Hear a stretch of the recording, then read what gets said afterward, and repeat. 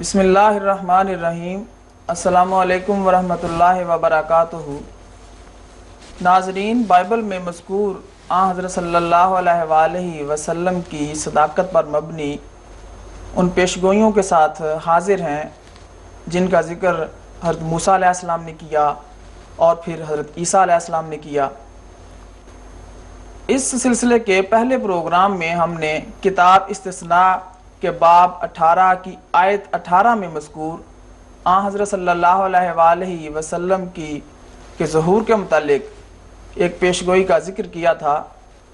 آج کے اس سلسلے کے دوسرے پروگرام میں بھی ہم کتاب استثناء میں ہی مذکور ایک اور پیشگوئی کا ذکر کریں گے۔ حضرت موسیٰ علیہ السلام نے ایک عظیم الشان نبی کے ظہور کی پیشخبری ان الفاظ میں دی کہ خداوند سینا سے آیا اور شعیر سے ان پر طلوع ہوا، فاران ہی کے پہاڑ سے وہ جلوہ گر ہوا، 10,000 قدوسیوں کے ساتھ آیا اور اس کے داہنے ہاتھ میں ایک آتشی شریعت ان کے لیے تھی۔ یہ پیشگوئی کتاب استثناء کے باب 33 کی دوسری آیت میں آئی ہے۔ اس پیشگوئی میں جو امور زیر بحث لائے گئے ہیں ان کے متعلق گفتگو کرنے کے لیے ہم نے اپنے اس پروگرام میں محترم نصیر انجم صاحب کو دعوت دی ہے۔ ہم ان سے پوچھیں گے کہ اس پیشگوئی پر روشنی ڈالیے کہ اس پیشگوئی میں کن کن انبیاء کا ذکر ہوا ہے اور کس رنگ میں حضرت خاتم الانبیاء محمد عربی صلی اللہ علیہ وآلہ وسلم کے ظہور کی پیشخبری دی گئی ہے۔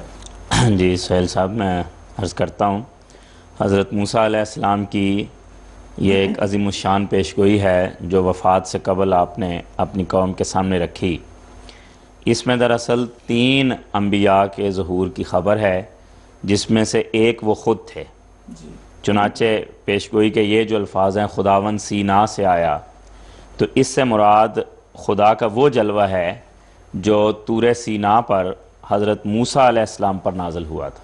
آپ کو وہاں شریعت ملی تھی، اور خروج باب 19 آیت 20 میں اس کا تذکرہ موجود ہے کہ کوہ سینا پر حضرت موسیٰ علیہ السلام کو خدا کا جلوہ نصیب ہوا۔ تو اس پہلے فقرے میں تو ان کا اپنا ظہور مراد ہے۔ اگلے فقرے میں وہ فرماتے ہیں اور شعیر سے ان پر آشکار ہوا۔ اس میں حضرت عیسیٰ علیہ السلام کی بعثت کی طرف اشارہ ہے، اور اس کا ثبوت یہ ہے کہ شعیر فلسطین کے ایک حصے کا نام ہے۔ شام کے ایک پہاڑ کو بھی شعیر کہا جاتا تھا جس کا موجودہ نام آج کل اس کو جبل الخلیل کہتے ہیں۔ تو یہ وہ علاقہ تھا جہاں حضرت عیسیٰ علیہ السلام آئے، انہوں نے اپنے معجزات دکھائے، تو شعیر کے لفظ سے علامتاً اظہار کیا گیا حضرت عیسیٰ علیہ السلام کا، یعنی ایک وہ پیغمبر جو شعیر کے علاقے میں آئے گا۔ اور اس کے بعد تیسرا ایک جلوہ جو شعیر کے جلوے کے بعد ظاہر ہوگا۔ یہاں میں ایک سوال آپ سے پوچھنا چاہوں گا کہ بعض مسیحی جو علماء ہیں وہ سینا اور شعیر ان دونوں کو مرادفات میں سے قرار دیتے ہیں، گویا کہ ایک ہی جگہ کے 2 نام یہاں لیے گئے ہیں۔ تو آپ اس متعلق اس کے بارے میں کیا کہیں گے؟ جی، بعض کہتے ہیں کہ یہ ایک ہی مراد ہے اور حضرت عیسیٰ کا ہی ظہور مراد ہے، لیکن اگر ایسا ہوتا تو یہ جو تکرار کی گئی ہے پہلے فقرے میں، دوسرے فقرے میں، تیسرے فقرے میں، یہ پھر بے فائدہ ہو جاتی ہے۔ اگر ایک مضمون پہلے فقرے میں واضح ادا کر دیا گیا ہے تو اس کو بلا وجہ تکرار کے ساتھ بیان کرنا اس کے کوئی معنی نہیں رکھتے، اور فصاحت کلام میں یہ بڑا عیب شمار ہوگا۔ تو اس لیے یقیناً اس میں 3 جلووں کا ہی اشارہ ہے، اور جیسا کہ میں نے عرض کیا کہ سینا تو وہاں ہے جہاں حضرت موسیٰ علیہ السلام کو شریعت ملی، اس سارے رستے سے گزرنے کے بعد آخر پر جو فلسطین پہنچے ہیں تو پھر فلسطین میں یہ قوم سیٹل ہوئی ہے، اور یہاں پھر صدیوں کے فاصلے طے ہوئے۔ حضرت موسیٰ علیہ السلام، ان کے بعد ان کی امت میں بہت سے انبیاء آتے رہے، اور پھر یہیں حضرت عیسیٰ علیہ السلام ظاہر ہوئے۔ تو یقیناً یہ 2 الگ الگ جلووں کی خبر ہے۔ اس کے بعد آگے چلتے ہیں، تیسرا فقرہ ہے وہ کوہ فاران سے جلوہ گر ہوا۔ تو یہ حضرت نبی پاک صلی اللہ علیہ وسلم کا ذکر ہے اس میں، جو فاران کی وادی میں آئے۔ اب یہ فاران سے کیا مراد ہے، اس پہ بحث کرنے سے پہلے میں یہ عرض کروں کہ یہ وہ پیش گوئی ہے جس میں تینوں انبیاء کے ظہور کو علاقوں کے سمبل سے بیان کیا گیا۔ حضرت موسیٰ علیہ السلام کے لیے سینا کا علاقہ جہاں ان کو شریعت ملی، حضرت عیسیٰ کے لیے شعیر کا علاقہ جہاں ان کو اللہ تعالیٰ کا کلام نصیب ہوا اور انہوں نے معجزات دکھائے، نبی پاک صلی اللہ علیہ وسلم کے لیے فاران کا علاقہ جہاں آپ مبعوث ہوئے اور خدا تعالیٰ آپ سے ہم کلام ہوا۔ تو یہ اس پیشگوئی کی خاص بات ہے کہ علاقے کے حوالے سے یہ پیشگوئی ہے۔ انجم صاحب، فاران کا علاقہ ہم کس کو کہہ سکتے ہیں؟ جی ہمارے نزدیک تو رسول کریم صلی اللہ علیہ وآلہ وسلم کی بعثت عرب کے علاقے میں ہوئی، جی اور فاران کیا عرب ہی کا علاقہ ہے یا عرب کا کوئی مخصوص ایریا ہے یا علاقہ ہے جس کو فاران کا نام دیا جاتا ہے؟ جی میں عرض کرتا ہوں، اس پہ آنے سے پہلے میں تھوڑی سی یہ بات بیان کر رہا تھا کہ اس پیش گوئی کا ذکر قرآن مجید میں بھی موجود ہے۔ قرآن مجید میں اللہ تعالیٰ فرماتا ہے وَالتِّينِ وَطُورِ سِينِينَ وَهَٰذَا الْبَلَدِ الْأَمِينِ، سوری وَالتِّينِ وَالزَّيْتُونِ وَطُورِ سِينِينَ وَهَٰذَا الْبَلَدِ الْأَمِينِ، اس میں پہلے حصے میں وَالتِّينِ وَالزَّيْتُونِ، انجیر کی قسم اور زیتون کی قسم، اس میں حضرت عیسیٰ علیہ السلام کی خبر دی گئی ہے جو اس علاقے میں آئے تھے جہاں انجیر اور زیتون کثرت کے ساتھ پایا جاتا ہے، اور حضرت عیسیٰ علیہ السلام کے بعض معجزات میں بھی ان دونوں حوالوں کا ذکر ملتا ہے۔ انجیر کے حوالے سے ایک معجزہ اناجیل میں ان کا بیان کیا گیا ہے۔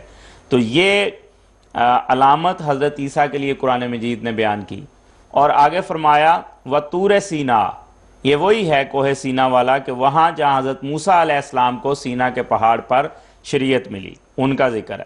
اور فرمایا وَهَٰذَا الْبَلَدِ الْأَمِينِ، اس کے بعد اس بلد امین میں، اس معزز شہر میں ایک نبی آئے گا جو محمد صلی اللہ علیہ وسلم ہے۔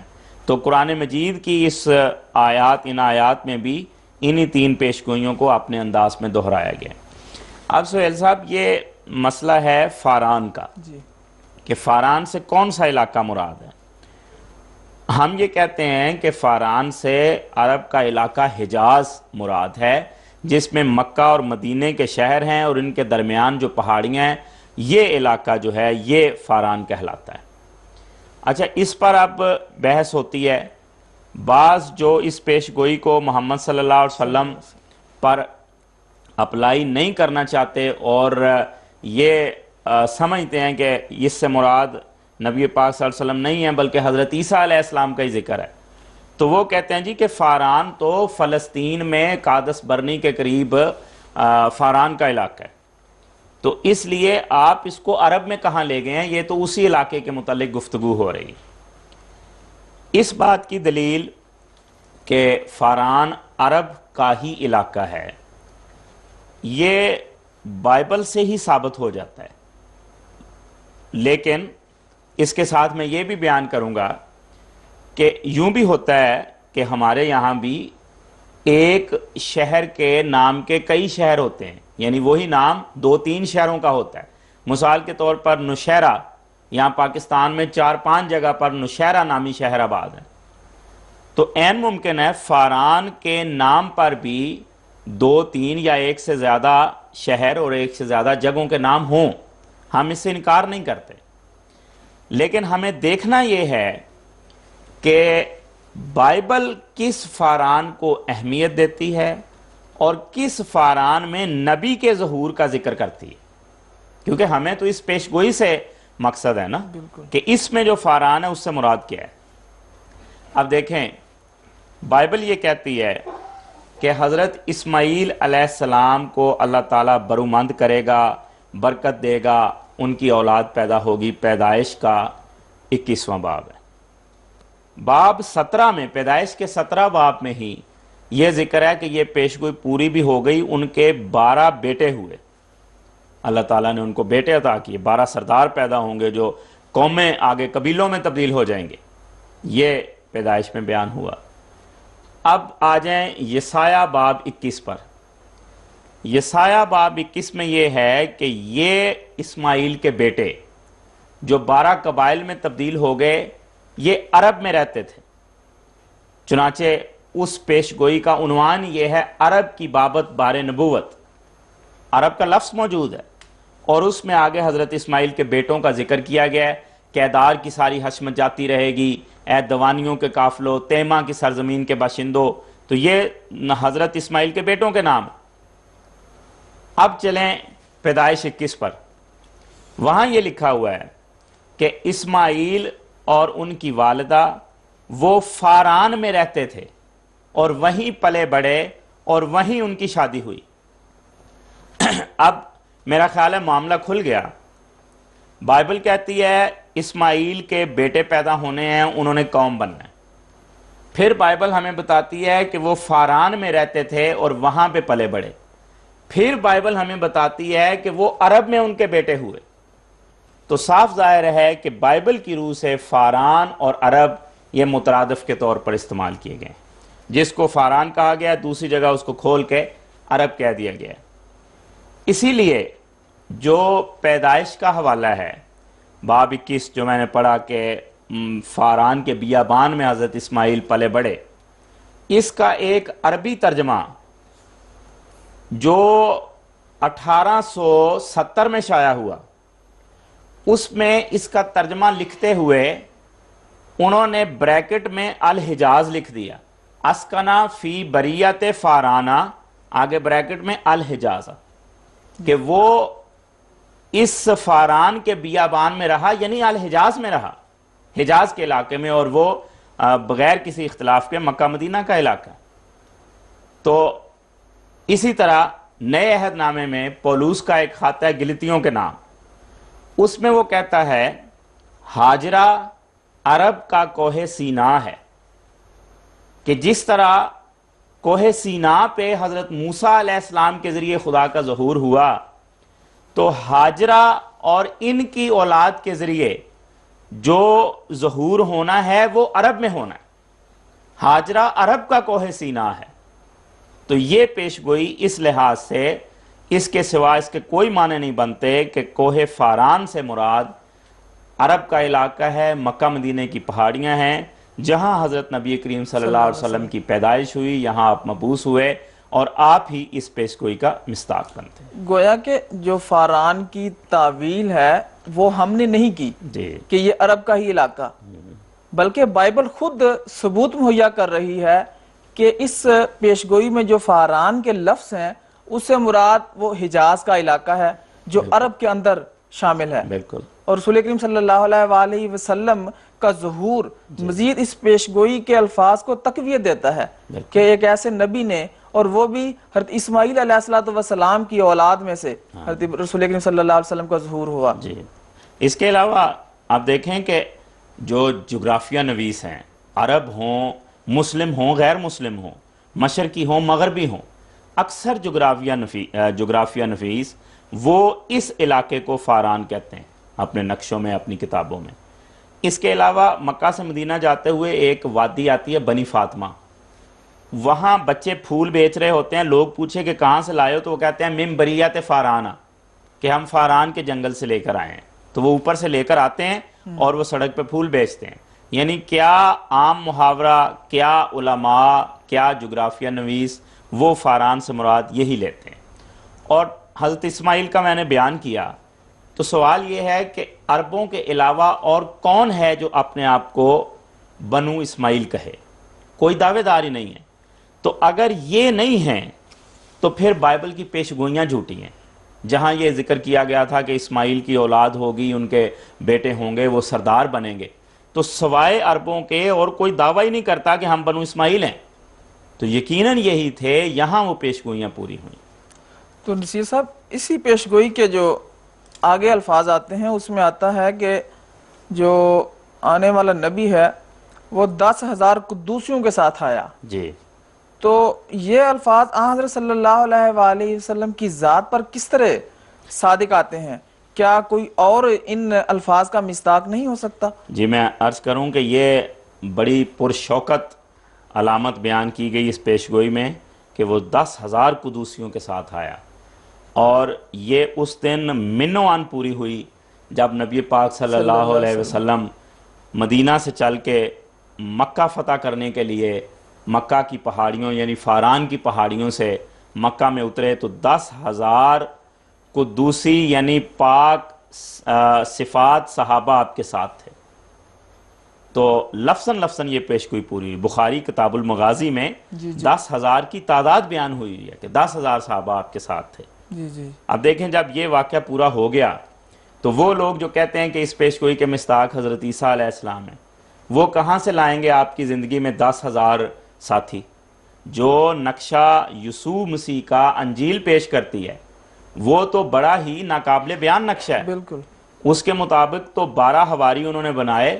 ایک یہودا اسکریوتی نے 30 روپے لے کے پکڑوا دیا. پطرس نے جس کو بعد میں جانشین بھی قرار دیا اس نے انکار کیا اور لعنت ڈالی. تو یہ نقشہ ہے جو بائبل کھینچتی ہے ان کا، اور کہاں ہزاروں جانثار. لیکن یہ وہ تھے نبی پاک صلی اللہ علیہ وسلم کو جانثار صحابہ نصیب ہوئے جنہوں نے یہ کہا کہ ہم آپ کے آگے بھی لڑیں گے، آپ کے پیچھے بھی لڑیں گے، آپ کے دائیں بھی لڑیں گے، آپ کے بائیں بھی لڑیں گے، اور دشمن آپ تک پہنچ نہیں سکتا جب تک ہماری لاشوں کو رونتا ہوا آگے نہ بڑھے. تو یہ صحابہ آپ کو نصیب ہوئے اور یہ پیشگوئی آپ کی ذات میں پوری ہوئی. بالکل درست کہا.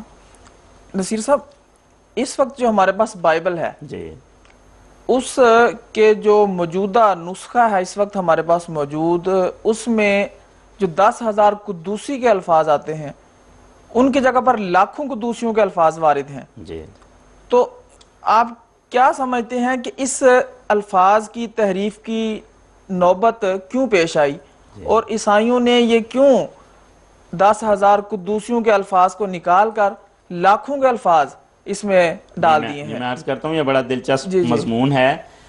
یوں تو بائبل کے ماننے والوں نے بے شمار جگہوں پر یہ تحریف کا دروازہ کھولا ہے.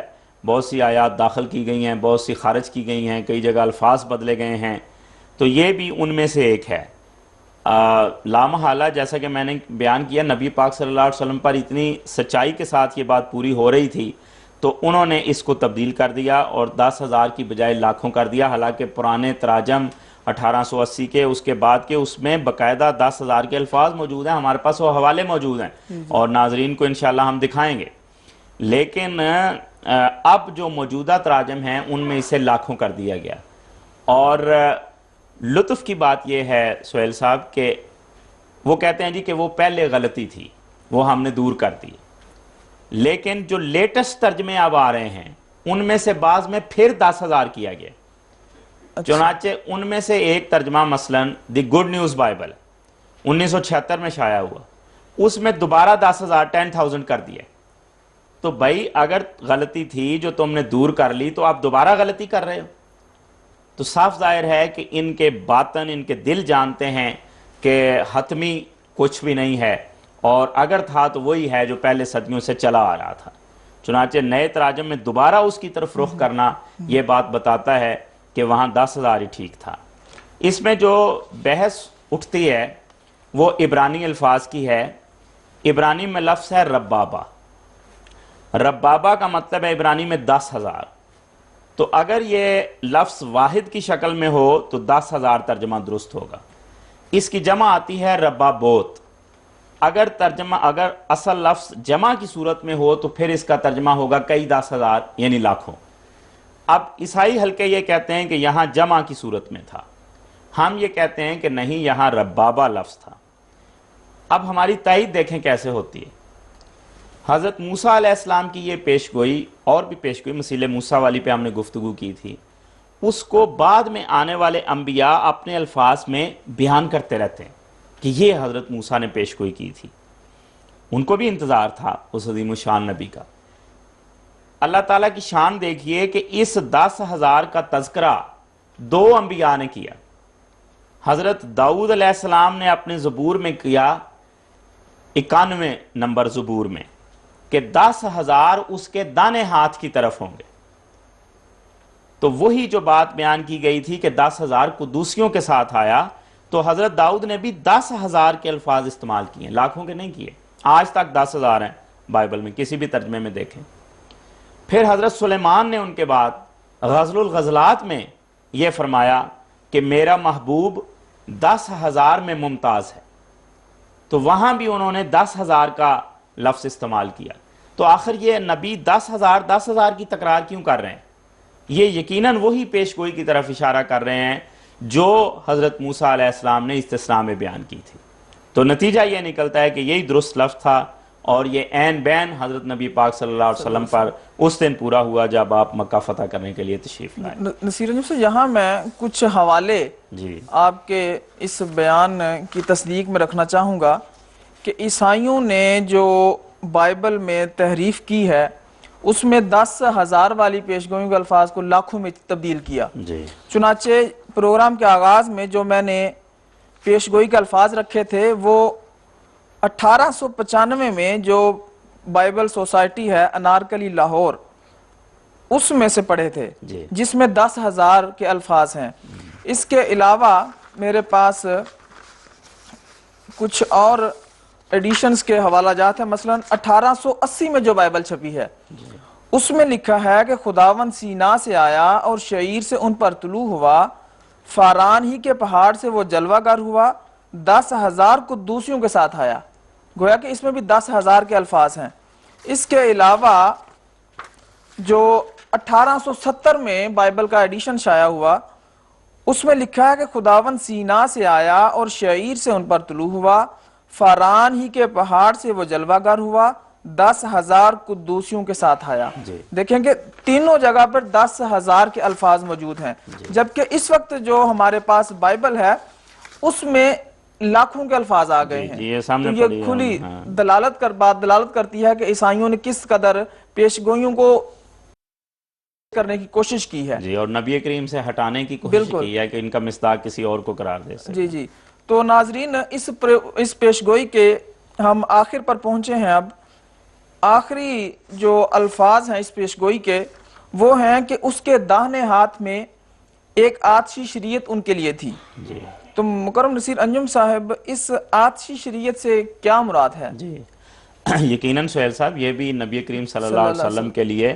بڑا واضح اشارہ ہے، اور اس میں یہ بیان کیا گیا ہے کہ وہ آنے والا نبی ایک شریعت لے کر آئے گا، ایک شارع نبی ہوگا۔ جس طرح حضرت موسیٰ علیہ السلام تورات کی شریعت لے کر آئے تو فرمایا کہ وہ نبی بھی شریعت لے کر آئے گا، اور آتشی شریعت سے مراد یہ تھا کہ وہ جلالی احکامات بھی اپنے اندر رکھنے والی ہوگی، اور اس میں جنگوں کے احکامات بھی ہوں گے، سارا حسب موقع تعلیم بیان کی جائے گی۔ اس میں وہ لوگ جو کہتے ہیں کہ حضرت عیسیٰ علیہ السلام کے متعلق یہ پیش گوئی ہے، یہاں آ کر بالکل لاجواب رہ جاتے ہیں، کیونکہ حضرت عیسیٰ علیہ السلام تو کوئی شریعت نہیں لے کر آئے۔ انہوں نے متی میں 5ویں باب میں 38 آیت میں صاف یہ کہا ہے کہ میں تورات کو منسوخ کرنے نہیں آیا بلکہ پورا کرنے آیا۔ اور پھر وہ کہتے ہیں کہ تورات کا ایک شوشہ تک نہیں ٹلے گا، اور پھر وہ اپنے لوگوں کو بار بار یہ حکم دیتے ہیں کہ تو حکموں پہ عمل کر۔ تو کن حکموں کی بات کرتے تھے؟ پرانے عہد نامے کی، تورات کی بات کرتے تھے، اور وہ کہتے تھے کہ جو یہ فقیہ اور فریسی تمہیں کہتے ہیں وہ بات تم مانو، جو یہ کرتے ہیں وہ عمل نہ کرو، یعنی ان کے عمل بگڑ گئے ہیں، شریعت ٹھیک ہے۔ تو حضرت عیسیٰ علیہ السلام ساری زندگی خود بھی اسی شریعت پر عمل کرتے رہے۔ نئے عہد نامے کا تو وجود ہی نہیں تھا اس زمانے میں، حضرت عیسیٰ کے زمانے میں، یہ تو بعد میں بنا۔ تو ان کے سامنے یہی شریعت تھی، یہی خداوند کے حکم تھے، صاف انہوں نے انکار کر دیا کہ میں کوئی شریعت لے کے نہیں آیا۔ تو اس پیش گوئی کے مصداق وہ کیسے ہو سکتے ہیں؟ اس کا مصداق تو یقیناً ایک ایسا نبی ہوگا جو شارع ہو، نئی شریعت لے کر آئے، جیسے حضرت محمد مصطفیٰ صلی اللہ علیہ وسلم شریعت غراء قرآن مجید کی صورت میں لے کر آئے۔ بہت بہت شکریہ نصیر انجم صاحب۔ ناظرین، اس کے ساتھ ہی ہمارے اس پروگرام کا وقت ختم ہوا چاہتا ہے۔ انشاءاللہ اگلے پروگرام میں ایک اور پیشگوئی کے ساتھ حاضر ہوں گے، تب تک کے لیے اجازت دیجیے۔ السلام علیکم ورحمۃ اللہ وبرکاتہ۔